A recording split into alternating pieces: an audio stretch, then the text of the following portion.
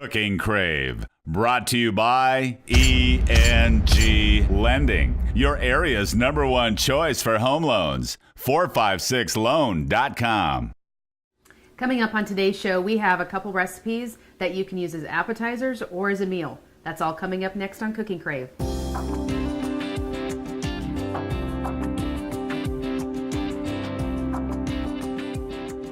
Hi, I'm Rhonda Fitterer. And I'm Laverne.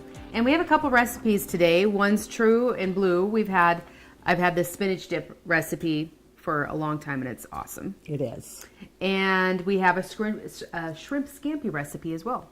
Right. And coming up with the holidays, you can use that as a meal or as an appetizer. Absolutely. We're always looking for a little extra appetizers and things like that. So sure. These are great. Absolutely. If you want to cook along with us, just grab a piece of paper and a pen and write down these ingredients. For the shrimp scampi, you will need a pound of shrimp, a tablespoon of olive oil, 2 tablespoons of garlic, 1.5 cups of white wine, a half of fresh lemon, just the juice of that, a teaspoon of Italian seasoning, a half a cup of butter, a tablespoon of parsley, and a half a cup of grated Parmesan cheese. Pretty good ingredients, huh? Awesome. For spinach dip, you're going to need a box of frozen spinach, a container of sour cream, 16 ounces, a cup of mayonnaise, a package of vegetable mix, a can of water chestnuts, 3 green onions, and if you want to pair that with bread or chips or however you choose. So we'll see what you got going on today with that. Okay, all right. All right, where are we going to get started? I'll lay the shrimp recipe over there because let's get our spinach dip mixed up here. Okay. Because we're going to get it in the fridge so it has a chance to chill a little bit. Okay. And then we'll go make our shrimp scampi. All right. It's very easy. All you're going to do is you're going to dump all your ingredients in and mix it up. Can't be any easier than that. So we'll just go. It is these are the chopped chestnuts. Okay. That was an 8-ounce can, so of course you drain that well and then just chop you chopped that. them pretty small. It's fine because they usually come in like about quarter-sized discs. Right, they are, and because when you're scooping that with bread or crackers or whatever, you don't want too big of a chunks. Sure. And you want to make sure all your dip pieces have something in there, right? So, and then a cup of mayo, and I definitely suggest staying with mayo rather than Miracle Whip. There's definitely a difference in taste of those flavors, so I would stay with the mayo. Okay. And they're both, I know there's a lot of different ones out there, but I prefer the Hellmann's. I've got used to that, and that one has just really worked well for me. Okay. So it's a 16 ounce of sour cream. Okay. So that's this here.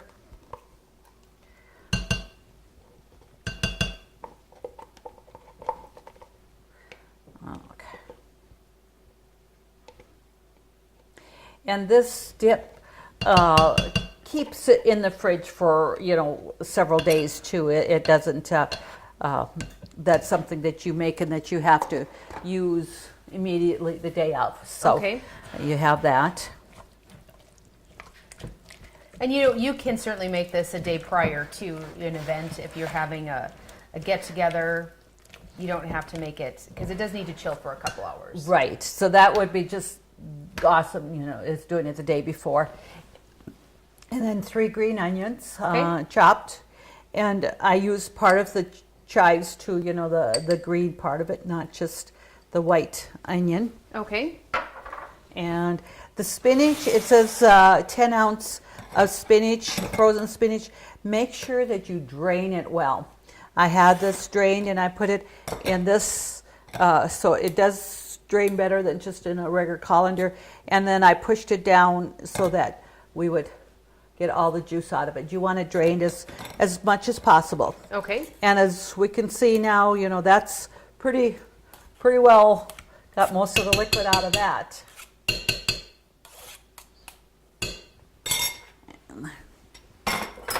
And then we just need to add the vegetable seasoning to that. Okay. And looking for different recipes, you're going to find that they'll all pretty much just ask for your vegetable mix and stuff. Sure. You can use your Hidden Valley, your North, just whatever you might find or have most convenient. Okay.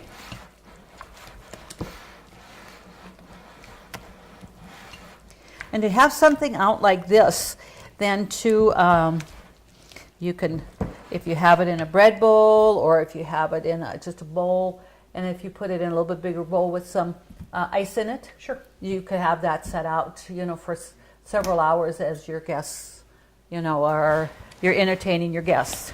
Absolutely.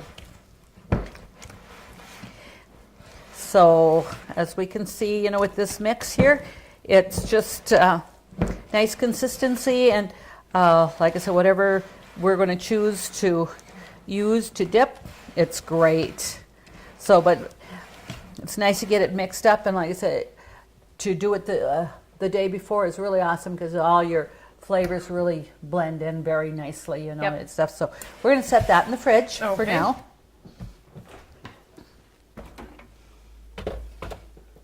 Okay, and then we're going to come over to the stove here and start with a nice skillet for your shrimp scampi. I've got a stainless steel here, and we're going to add like a tablespoon of oil, Okay. olive oil it asks. So we'll just put that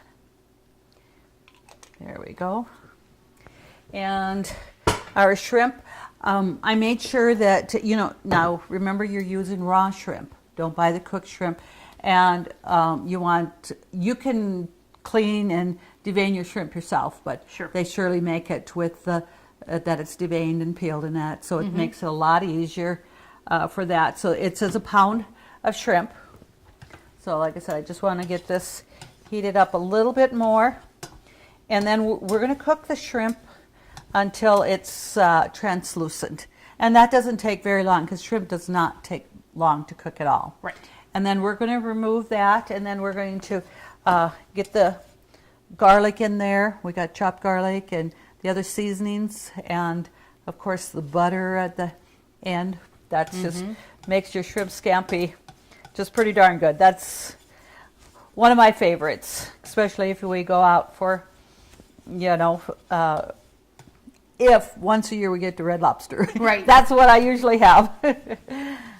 So that just about heated up there. I guess I could have had the burner on a little higher to start with, but you don't want it's so hot that it's going to brown it. You just want it to cook, Right. and stuff. And I made sure that I did. These were frozen shrimp. I had taken them out, and they're completely unthawed. But I also had them in a colander so that the juices would drain, because you're going to have some liquid in that too. So you don't want too much in there. So right now we're not going to add any other seasoning to this. We're going to just spread this out and get this cooked, like I said, until it's translucent, and then we're going to remove the shrimp and saute the garlic, and then continue adding our other ingredients from there. Okay. So as that pan is getting a little hotter there, it won't take very long at all. Okay, it looks like our shrimp is cooked completely here. Okay. So what we're going to do is we're going to remove them, and I've got a clean bowl here.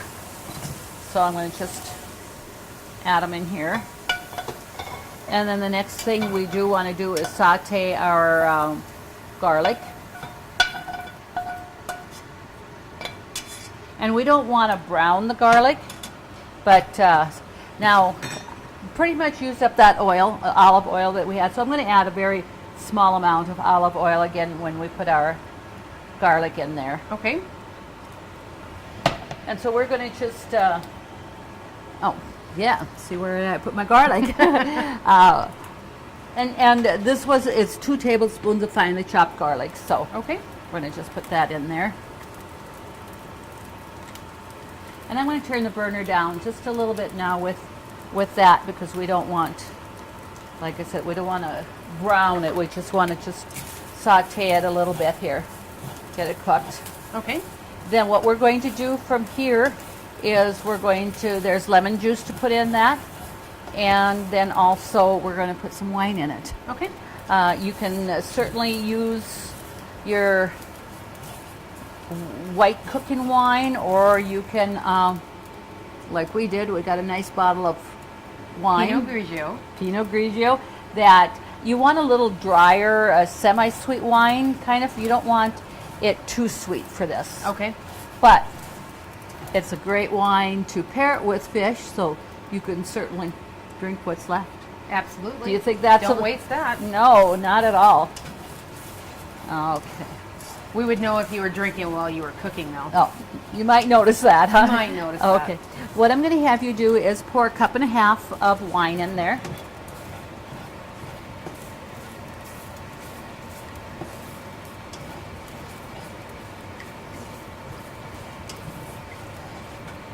And so we have that in there, and then we should be able to just add that.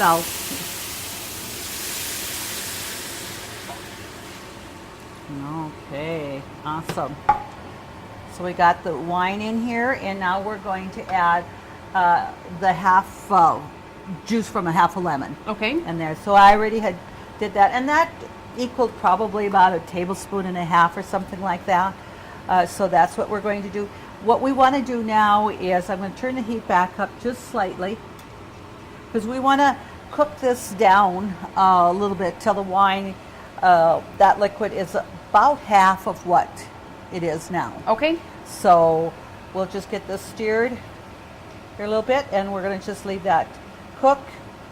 And we're not going to cover it, because if you do cover it, your condensation, and then it's not going to cook up as well. So Okay. as our viewers see this, and I'm going to turn the fan off now, and I apologize for that noise. You know, I was doing it and forgot that I had it on. You know, when I'm cooking, I mean, like, so when we were cooking the shrimp, I mean, it's fish, and, you know, you get an odor and that and smell. It's amazing how it can taste so good, and yet, you know, it really can smell up the house. So, I don't think shrimp is probably one of the worst things that you can cook. no, though. it's not as strong as, you know, many a things. So what we're going to do now is just let this cook up, and then we'll come back, and then we'll finish this up, and it won't take very long, and it'll be ready to serve. Sounds great. Country Rose Cafe on East Villard is open for breakfast and lunch 7 days a week. Enjoy daily homemade specials, caramel and cinnamon rolls, several different kinds of homemade pies made fresh every day. Country Rose Cafe is also famous for homemade soup, including their ever-popular Nefla served every Tuesday. While you're in, make sure to pick up your Channel 18 Cooking Crave recipes and like us on Facebook for different specials and announcements. Country Rose Cafe, the way a cafe should be, located at 837 East Villard in Dickinson. See your VA home loan expert at ENG Lending of Dickinson. Jay Wandler and the professional staff at ENG Lending provide expertise and services that are traditionally offered by the largest financial institutions, all with the local integrity of a local community bank. No wonder why ENG Lending is the area's #1 choice for North Dakota veteran home loans. Visit them online at 456loan.com or call 701-250-8166 today. Okay, as our wine has cooked down about half, you can see in here, we're going to add a teaspoon of Italian seasoning. Okay. There we go. And then we're going to want to put the burner down quite low, because now when we add our butter, we don't, if it's really too hot, the butters kind of separates, and we don't want that. So we just want it to melt in there. So we just stir that.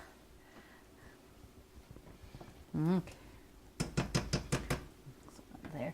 Now I've already kind of softened that butter, and I'm going to just cut little pads in there instead of putting the whole stick in at once, you know, just so it melts a little faster there. Okay. Now this is, you were putting in the whole stick though. It's half a stick of butter, or, you know, when they say a half a cup of butter. A full stick or a half cup? Yes. Okay. Right. Sometimes I don't know why they just don't say stick of butter. Yeah. You know, it's easier than trying to remember, oh, stick is a half, right? Right. Although, you know, your measurements are on the side of the paper, but that means you have to look at it and pay attention. Right. Okay, so we're going to get this here melted. And then after we get this melted, we add the shrimp back in there. Okay. See, and that gives you your, you know, shrimp scampi has that awesome buttery sauce that we use. So I'm going to just put it up just a little bit because we've got the butter about melted and it has not separated, which is what we wanted. Okay. Okay, so And now the shrimp is still warm, so that's so it gonna- shouldn't take too long there. So let's just put that in there. Okay. And like I said, just bring it up a little bit more so that shrimp can saute in that butter and Italian seasoning there.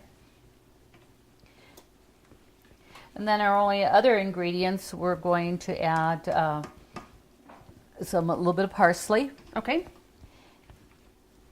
And I did have some fresh parsley in my fridge. It doesn't say, you know, if it should be fresh, or I would think you could also use your dry parsley if you don't have fresh parsley. My total objection is to when you go to the store and buy parsley, it's a big bunch. Mm-hmm. And you probably need a tablespoon or a teaspoon. And what are you going to do with all this other parsley? You gotta freeze it. And freeze it, but it's still not quite like what we want. So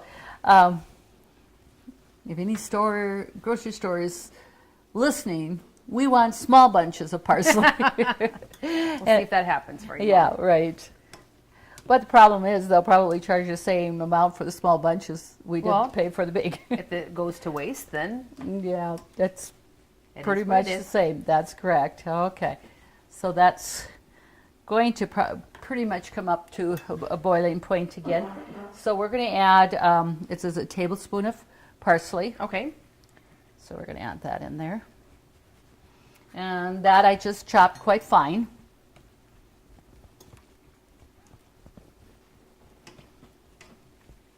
Okay. And then we're going, now here is where you can add a little bit of pepper and salt to taste. But we'll add a little bit, but we're not going to add a lot. Right. So Well, your butter's gonna have salt in there too. it is. And that. So I'm going to just do a little bit of a shake in here of our pepper, because that is something you can certainly add a little bit more of if you so choose. Okay.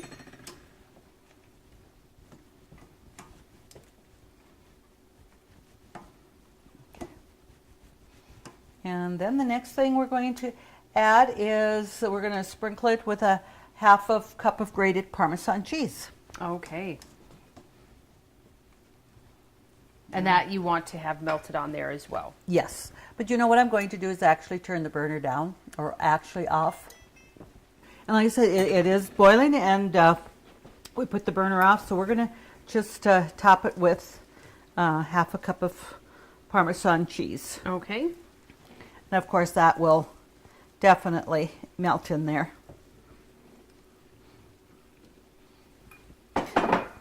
So for something, you know, that good, it isn't that difficult to No, make. it's pretty easy to And do. and this here would be so easy to double your recipe if you want it and you have in a bigger group. Sure. You want it more. I would certainly think about doubling it. So that's... Now, and being I have that burner off, we're just going to let that set here. And we're going to go over and finish up our spinach dip. Okay. Okay. So what we can do is we can bring out the spinach dip.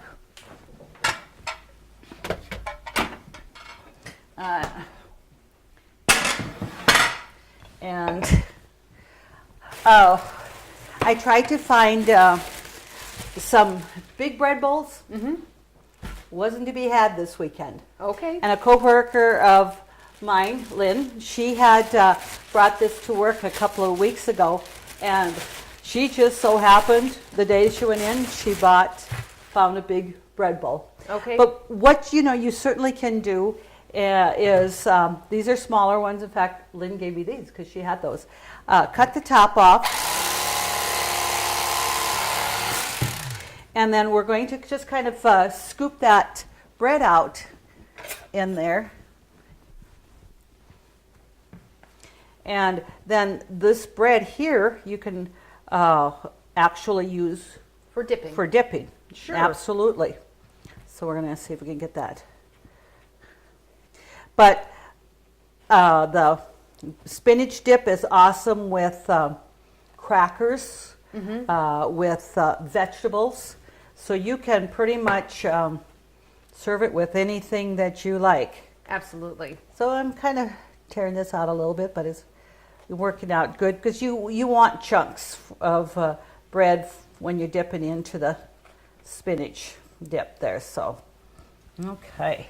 So I'm going to let you fill that, and then I'm going to just cut this bread up here. And if you don't want to use a bread bowl, and you could just use any kind of bread for your dipping. And just make sure you have nice big enough chunks for that. So we'll put that on the center. I'm going to add some the bread there. And I also have some carrots and celery. Awesome way to dip your dip there. And use your favorite cracker. One of mine is wheat thins. Sure. Triscuits is awesome, anything like that. And we'll put that on a plate. Yeah, this is a perfect appetizer. Oh, there for Go the crazy with crackers there, for the Mom. dog. Slow down. Okay. All right. So we have perfect that. appetizer to take and share with, your family, taking it to work, anything. This is a awesome Absolutely. recipe. And the crust is always good. You could cut this up to use that for a dip. So I'm going to bring over the shrimp scampi, and we'll just bring this out here and just put that on there. Oh, it smells so good. There we go. Okay, so we have that, and I think I would like to be invited to somebody's house for these appetizers. Absolutely. Yes. And they're not hard. No, At all. I wouldn't even mind going to somebody's house and bringing this. Right. Yeah, see? Okay. I hear the telephone calling already. Okay. Ringing.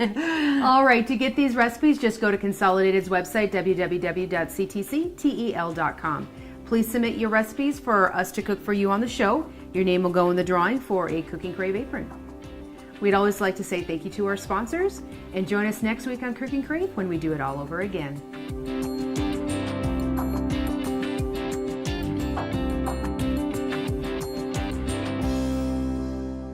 Call 456 Loan right now. ENG Lending.